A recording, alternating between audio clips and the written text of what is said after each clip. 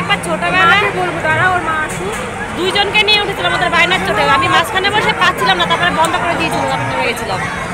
এখন তো বড় হয়েছে।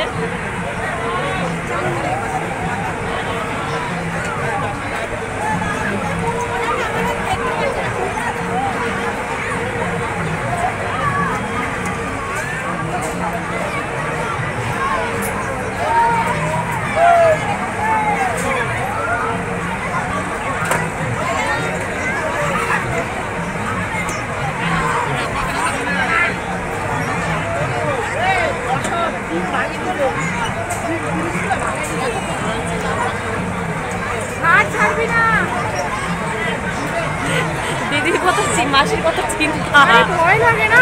হাত দেখো, তোমার বাচ্চা কি সুন্দর হাত ধরে বসে আছে, রেখে দেখো,